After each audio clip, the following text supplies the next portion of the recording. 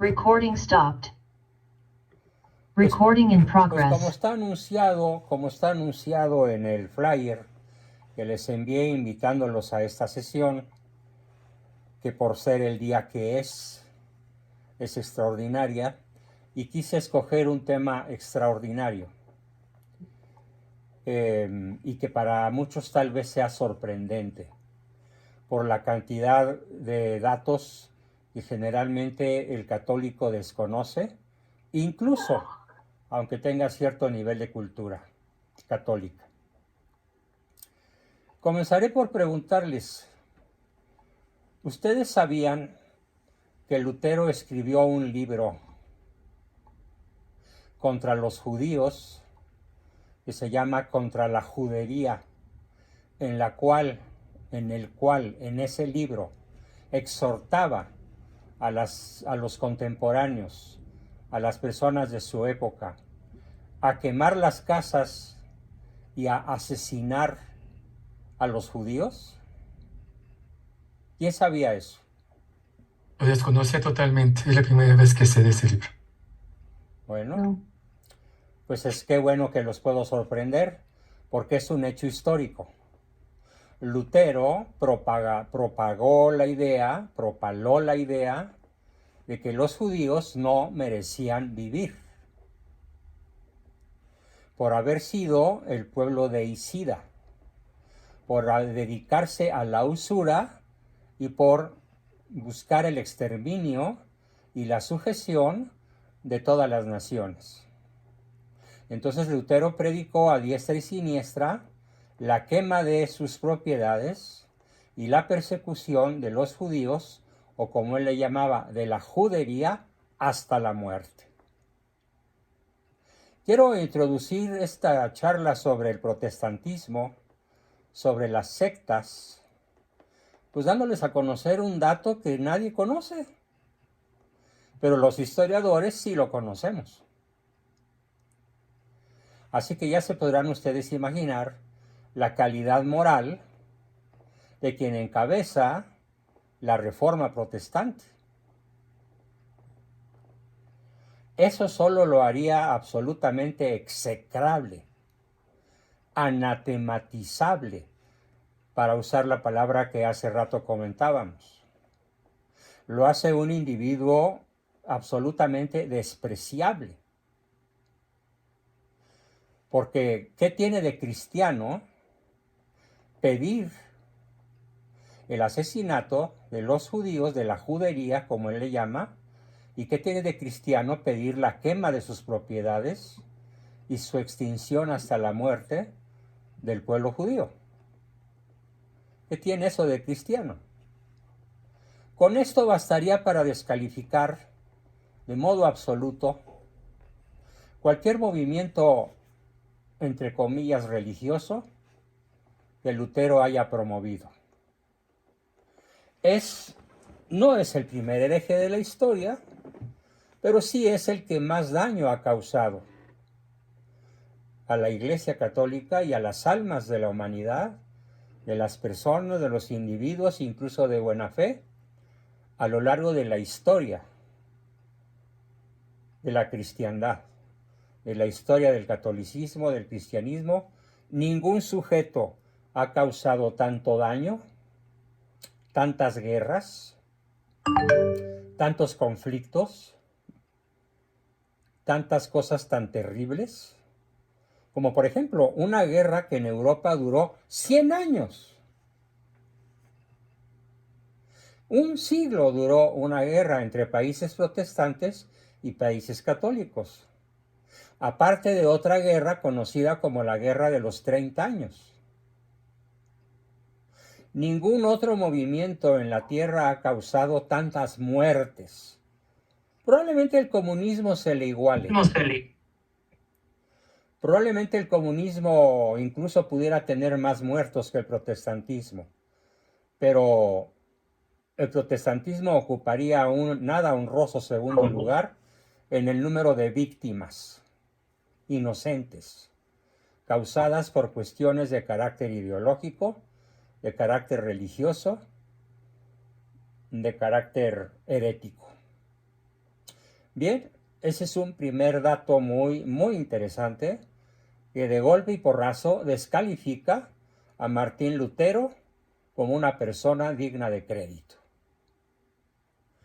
Pero hay otro dato sumamente interesante, y es el hecho de que los psicólogos desde Wundt, W-N-D-T, Wundt en el siglo XVIII, hasta la fecha, hemos considerado a Martín Lutero como víctima de una enfermedad incurable, progresiva y mortal.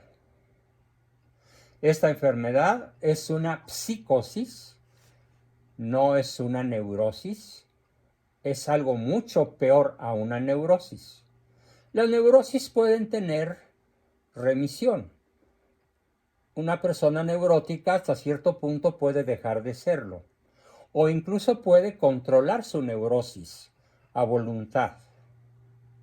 En cambio, en las psicosis, las personas pierden absolutamente el sentido de la realidad y pierden toda la posibilidad de poder controlar su conducta y dirigirla de manera saludable, de manera que pudiera decirse que su mal psiquiátrico, su mal psicótico está curado. El psicótico no puede hacer eso. Tiene que ser medicado, tiene que ser recluido en un centro hospitalario, tiene que ser soportado de una manera heroica, muchas veces por las personas que lo rodean, porque el psicótico, bueno, lo voy a explicar con un chiste buenísimo. El chiste dice que el neurótico vive en castillos en el aire. El neurótico crea castillos en el aire y el psicótico los habita. El neurótico los construye y el psicótico los habita. Llega el psiquiatra y cobra la renta. Así está completa la historia. Entonces, Martín Lutero... Ahí se me hizo reír. Qué bueno, era la intención. Martín Lutero no creaba castillos en el aire. Los construía y los habitaba. O aquellos que otros contribuían como Zwinglio, como los autores en general de Calvino, por ejemplo, y otros monstruos por ahí de las herejías, construían sus castillos en el aire, pues Martín Lutero los habitaba y se llevaba al baile, a la condenación eterna, a millones de almas, millones de personas, al hacerlos incurrir en herejías. ¿Cuál es esta enfermedad que padecía Lutero en forma psicótica?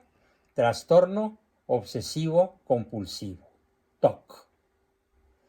El TOC puede tenerse a escala de rasgo de personalidad, no es una enfermedad, es el detallista, es el cuentachiles, es el muy observador, es el Sherlock Holmes, es la persona perspicaz.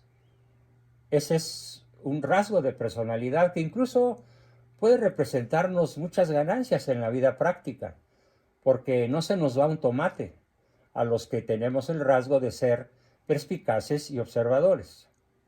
Pero descendiendo un nivel, tenemos el neurótico obsesivo compulsivo. Ya es una enfermedad. Pero puede ser controlada o puede ser eliminada por la persona mediante terapia, mediante el darse cuenta él solo a lo largo de las indudables golpizas que la vida le va a dar por andar de obsesivo. Y tenemos el tercer nivel, que es el más profundo, que es el del nivel psicótico, que significa una ruptura, un alejamiento radical respecto de lo que es el sentido de la realidad. El psicótico, trastorno obsesivo compulsivo, pierde el sentido de la realidad y queda prisionero de su obsesión por el resto de sus días. Bien, este es el caso de Martín Lutero. Otro rasgo interesantísimo de considerar entonces es que un enfermo mental severo se constituyó en el guía espiritual de cientos de millones de personas a lo largo del planeta. No sé si asombrarme más de Martín Lutero o asombrarme más de la estupidez de quienes lo siguen.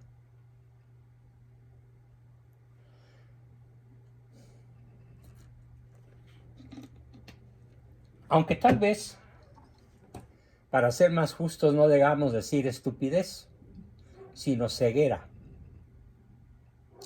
Ceguera intelectual, ceguera espiritual, ceguera psíquica, que no física, porque vaya que tienen buena vista, hablando en el sentido ocular del término. Es asombroso que un enfermo mental haya logrado tantos millones de seguidores ciegos.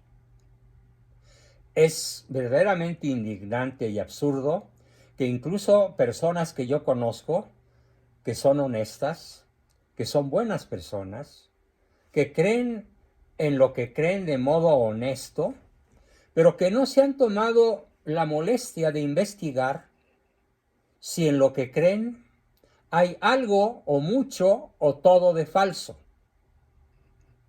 como lo son las herejías protestantes.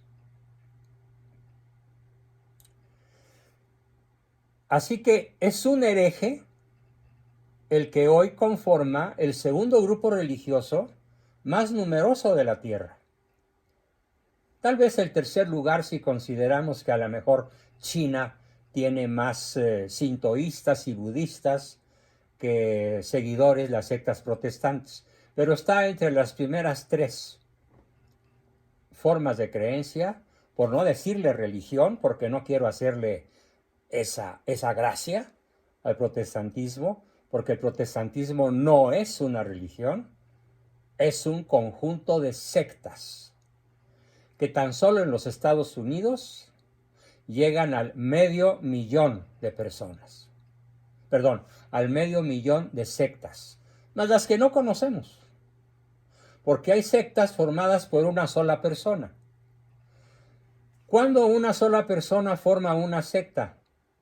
Cuando dice, por ejemplo, sí, yo soy católico, pero a mi manera. Ese es un sectario. Y ya fundó su propia secta. ¿Qué nombre le podríamos dar a esa secta? Pues un nombre derivado de su nombre de pila o de su apellido.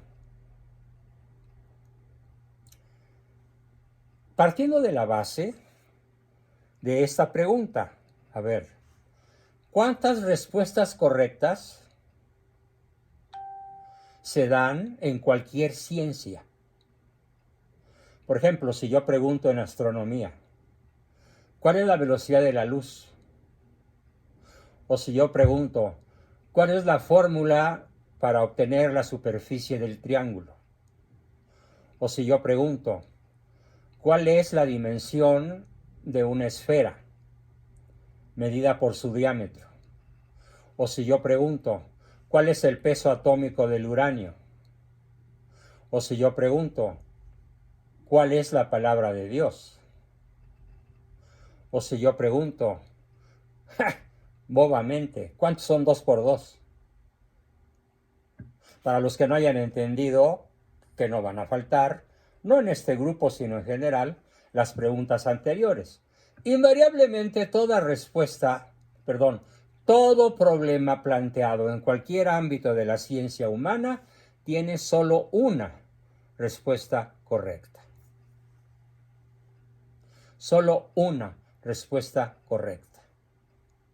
Por lo tanto, no admito, de ninguna manera puedo admitir, que de dos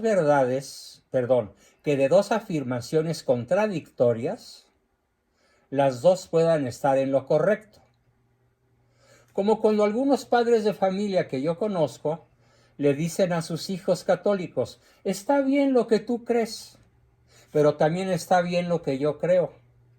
Y el papá es protestante. Un día en la mente de ese pobre niño,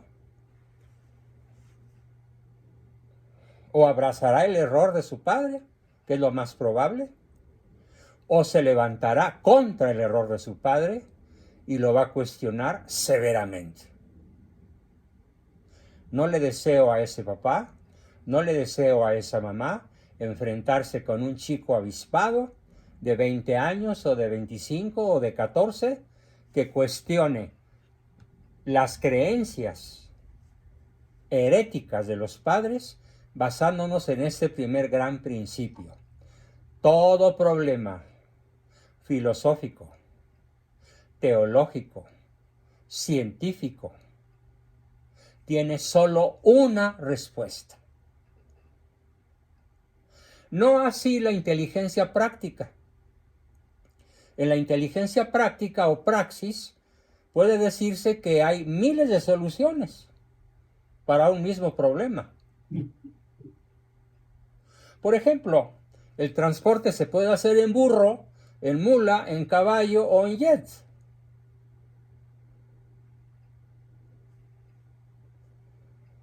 Se puede hacer a pata, a gatas o nadando.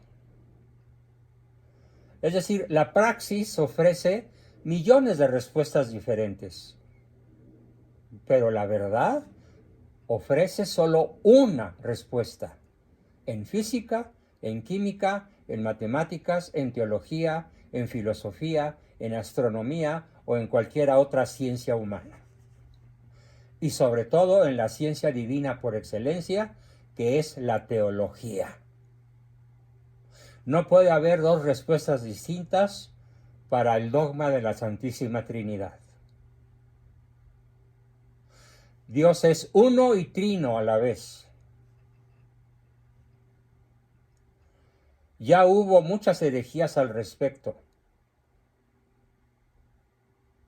Vamos a ver entonces a continuación cómo definimos herejía. Traten de entender la esencia de la definición, a reserva desde luego de que en la sesión quedará grabada y mañana durante el día tendrán el video que se está grabando en estos momentos. Pero vale la pena que lo vayan grabando en su esencia. Fíjense muy bien. Herejía es la negación pertinaz. Alguien que me diga qué quiere decir la palabra pertinaz.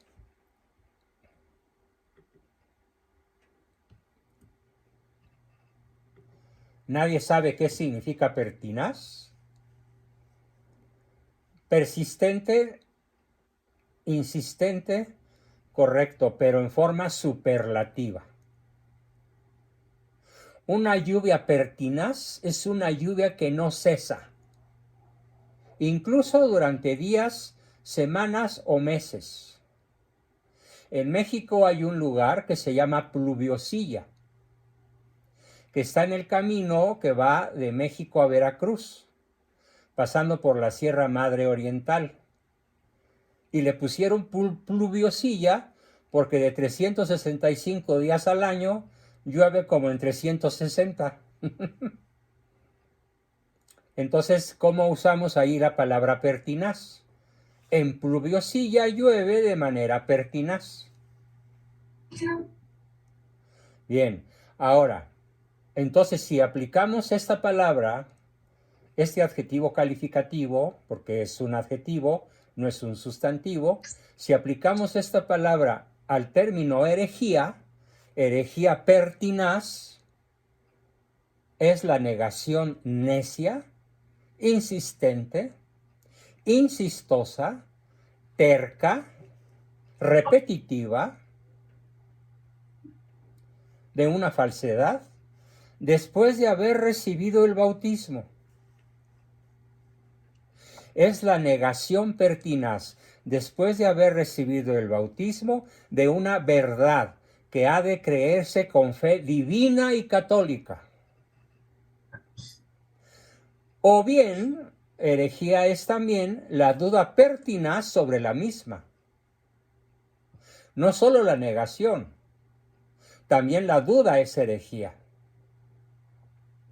Como los millones de católicos que hoy dudan sobre que Dios sea trino y uno por la sencilla razón de que no son tres dioses sino uno solo, pero son tres personas. ¿Cómo diablos se pueden explicar eso? Pues muy fácil, lo niegan o lo dudan y entonces incurren en herejía. Al respecto hay una anécdota hermosísima de un gran santo católico que es, en estos momentos no estoy seguro si se le atribuye a San Agustín de Hipona o se le atribuye a Santo Tomás de Aquino, pero independientemente de cuál de los dos sea, estaba una vez el santo paseándose por una playa, devanándose los sesos para tratar de explicarse el dogma de la Santísima Trinidad. San Agustín, correcto Jorge Luis, San Agustín. Devanábase los sesos el buen hombre, horas enteras deambulando por la playa solitaria, cuando de pronto se le apareció a pocos metros de distancia un chiquillo que estaba con una conchita echando agua a un hoyito que había hecho en la arena. Y luego el niño corría a la orilla del mar, llenaba la conchita y la vertía en el hoyito que había hecho en la arena. Y así varias veces. Esto llamó la atención poderosa de San Agustín, quien le preguntó al niño, ¿qué haces, niño? Y el niño contestó, pues ¿qué no ves? Estoy tratando de echar todo el agua del mar en este agujerito. Y San Agustín le dijo, niño, no seas tonto, ¿qué no entiendes que todo el agua del mar, ni siquiera una millonésima parte del mar, puede caber en un hoyo tan pequeño? Y el niño le dijo, pues más tonto eres tú, que tratas de meter en tu cabeza el dogma de la Santísima Trinidad. Y desapareció. Desde entonces, el santo adquirió la certeza de la absoluta veracidad del Dios trino y uno, pero que no está al alcance de la inteligencia humana entender ese misterio. Por eso se llama misterio. Y por eso la Iglesia lo elevó a la categoría de dogma. Dogma. Tienes que creerlo. No importa cuánto lo dudes, no importa que no lo creas. ¿Quieres pertenecer al cuerpo místico de Cristo? ¿Quieres permanecer en las filas de los sabios, de los santos, de los hombres justos que alcanzarán la gloria eterna? Sostén la misma tesis que sostiene la Iglesia y no le busques senos a las culebras, porque no las tiene. Es de las cosas que a mí me cuesta ningún trabajo creer. ¿Por qué? Porque es palabra de Dios. Se requiere ser muy necio, muy pertinazmente hereje, para ponerse a dudar de la palabra de Dios. Cuando Cristo habla de mi Padre que está en los cielos, está hablando de alguien, de alguno, de la primera persona de la Santísima Trinidad, con quien Él es consubstancial. Por eso nuestro credo dice consubstancial al Padre, de la misma naturaleza que el Padre, de la misma naturaleza que el Espíritu Santo, es Cristo. Negarlo o dudarlo es una flagrante e imperdonable herejía. Hay que distinguir la herejía de la apostasía. La apostasía es el rechazo total de la fe católica. Y cisma, que es una tercera instancia, el cisma es el rechazo de la sujeción al magisterio de la Iglesia o a la comunión de los santos, que acepta una sola obediencia en la infalibilidad papal y en la tradición milenaria de la Santa Madre Iglesia Católica Apostólica Romana. Tenemos tres entidades que son el azote del mundo actual: la herejía, la apostasía, yo creo que hay más apóstatas que herejes, y el cisma. El gran cisma creado por Lutero, más otros cismas, el cisma de Oriente, donde se separan las iglesias orientales de la Santa Madre Iglesia Católica, más otros cismas en el medioevo o en la Edad Antigua. Vamos a ver las grandes herejías.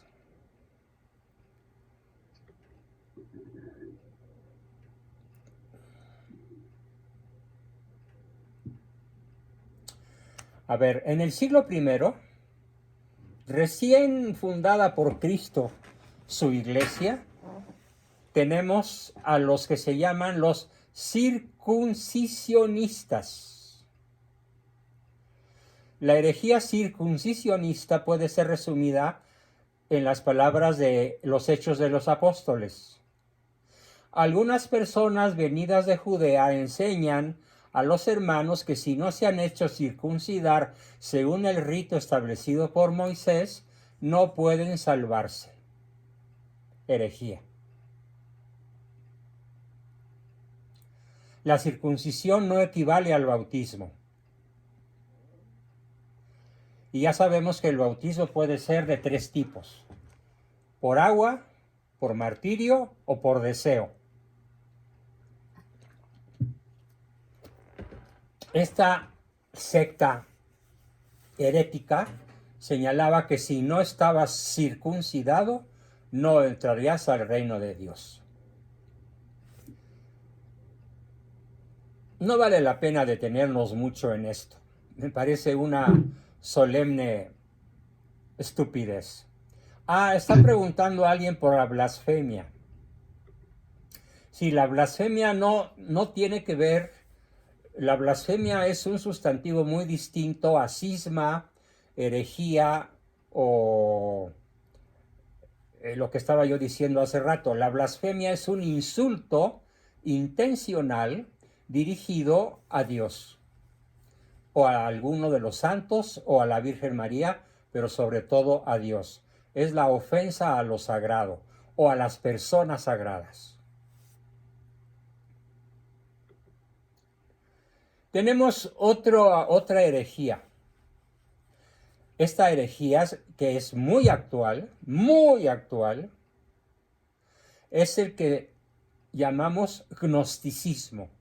Se escribe con G al principio y luego la palabra gnosticismo, pero hay que escribirla bien, gnosticismo, que se da en los siglos I y II.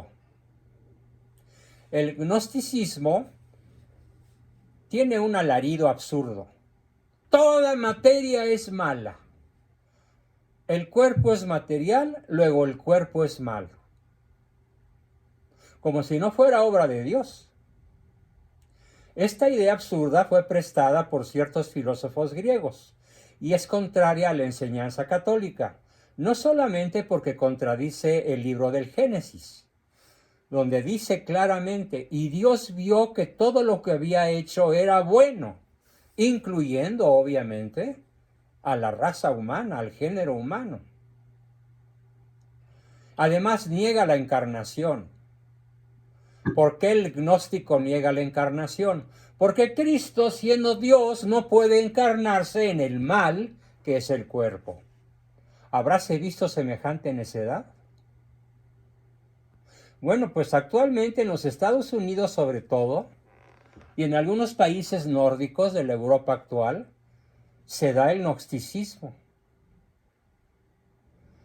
Podemos decir que en los Estados Unidos hay cientos de miles de personas que se tragan esta paparrucha. Y dicen que Jesucristo no pudo haber sido verdadero Dios y verdadero hombre, porque Cristo no es malo de ninguna manera. Cierto, Cristo no es malo de ninguna manera, pero tampoco lo es el cuerpo humano.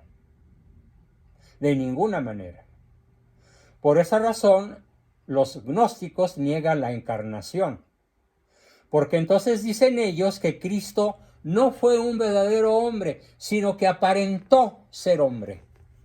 O sea, nos tomó el pelo, pues. Y que su humanidad era solo una ilusión. Estoy seguro que ninguno de ustedes había oído hablar de una manera tan detallada de esta herejía que ya lleva casi 2 milenios. ¿O sí? ¿Alguien le había oído mencionar? Jorge, pero no tenías la definición. No, no.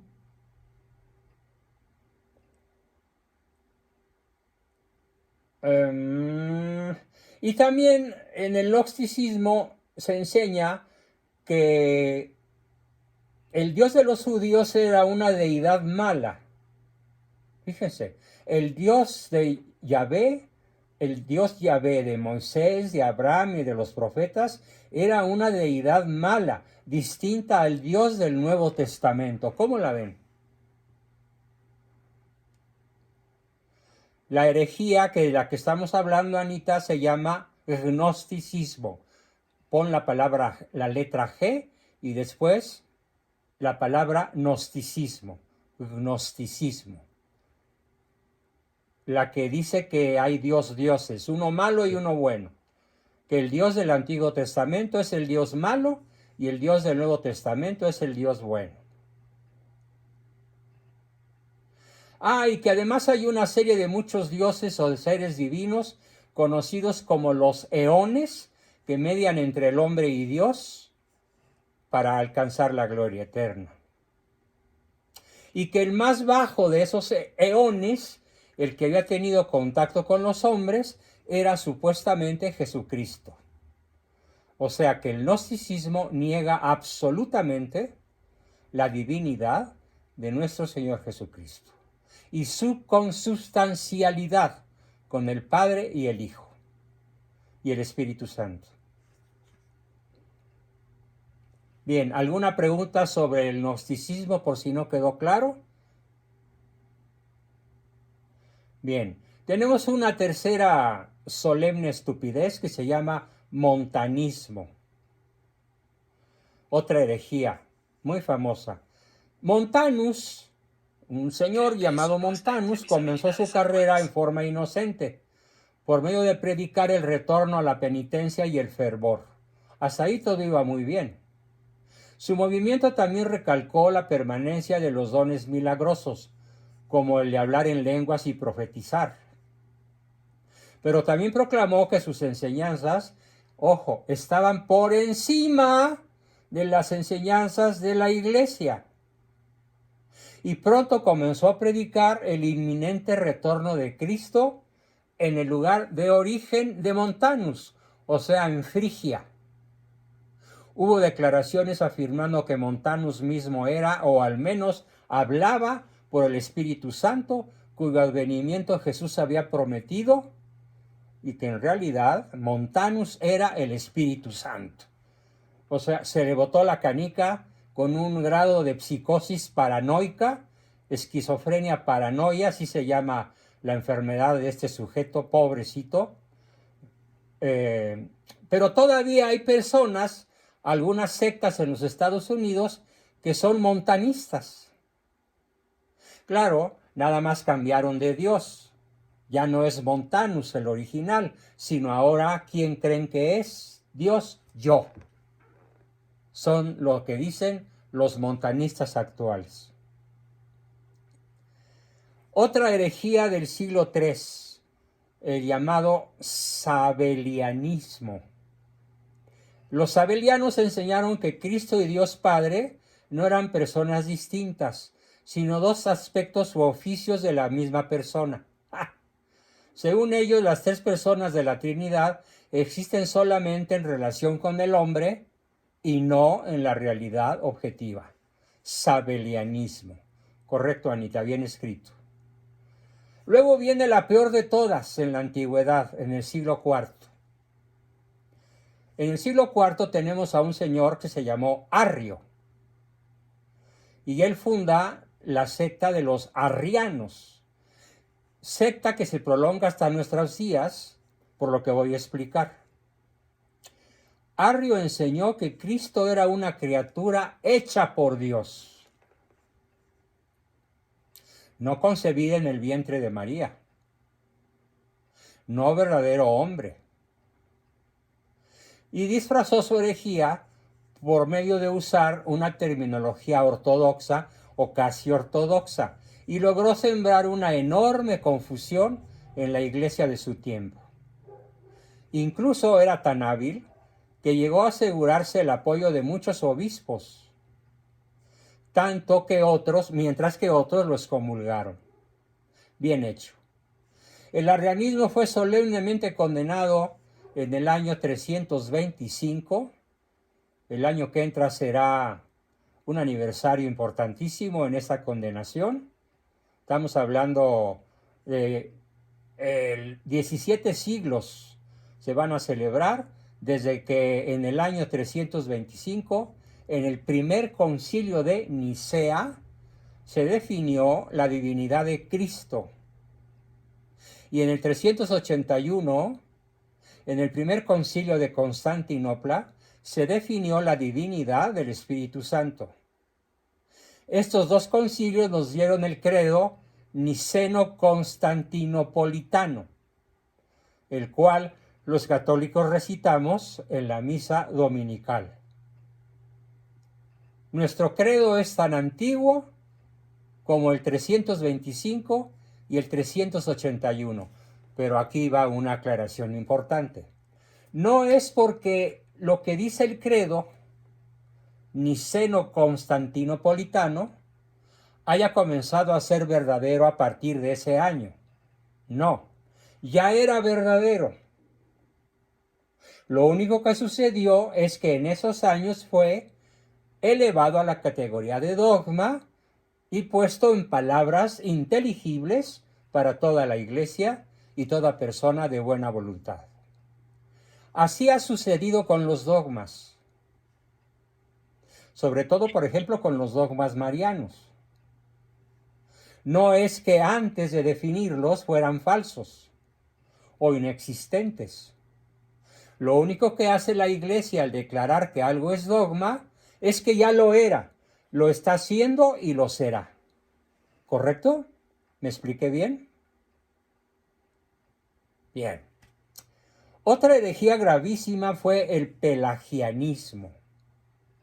Pelagio, en el siglo V, Pelagio negó que el pecado original fuera heredado del pecado de Adán y Eva en el paraíso, y afirmó que llegamos a ser pecadores solo a través del mal ejemplo de la comunidad. O sea, niega el dogma del pecado original. ¿Cómo es que llegamos a ser malos? Por el mal ejemplo de otros. O sea, ¿quién corrompe al hombre? La comunidad. En el siglo XIX, varios filósofos protestantes, creadores de sectas, como Rousseau, por ejemplo, el famosísimo Juan Jacobo Rousseau, dijo que el hombre nace bueno por naturaleza, pero que el mal ejemplo de los adultos de su entorno lo vuelven malo. Tan viejo como el pelagianismo del siglo V es la tesis de este pobre diablo, Juan Jacobo Rousseau, cuya epístola anda por ahí circulando en el mundo hasta católico, con la ingenuidad de muchísimos sacerdotes que ignoran definitivamente lo malo que él causó, el mal que él causó. Así que Pelagio declaró que el hombre nace moralmente neutral y puede llegar al cielo. Aquí hay otra herejía terrible. Fíjense, Pelagio declaró que nacemos moralmente neutrales y que podemos llegar al cielo por nuestros propios méritos, no por los méritos de Cristo. Que por lo tanto la gracia de Dios no es realmente necesaria. sino que la gracia de Dios nada más nos facilita algo que de otra manera sería una tarea muy difícil. Pero que por difícil que sea, si yo me lo propongo, puedo llegar al cielo con mis propias fuerzas. Creo que mayor herejía, mayor acto de soberbia luciferina no puede darse. En esta sesión mencionaré una última herejía, a reserva de continuar con el tema en próximas sesiones, porque es un tema que da para varias sesiones. Es un tema riquísimo. El nestorianismo. Esta herejía sobre la persona de Cristo fue iniciada por un tal Nestorio, obispo de Constantinopla, que le negó a María el título de Teotocos. ¿Qué significa Teotoco? Quien lleva a Dios. Teotocos es quien nos lleva a Dios, o literalmente, Madre de Dios. Nestorio declaró que ella solamente había llegado en su seno a la naturaleza humana de Cristo, y así propuso el título alternativo de Christototokos, quien lleva a Cristo o Madre de Cristo, pero no a Dios. Entonces deniega a la Virgen María el título fundamental que le reconocemos los católicos y que le desconocen la inmensa mayoría de las sectas protestantes. Aquí está el origen del terrible error que cientos de miles de sectas cometen sobre la Virgen. Le niegan el título de Madre de Dios. Bien, con eso terminamos nuestra exposición del día de hoy y comenzamos un ratito. Ahora no tengo mucho tiempo, pero puedo tener unos minutos para sus preguntas, comentarios, dudas y aportaciones. ¿Quién quiere comenzar? Adelante. Recording stopped. Recording in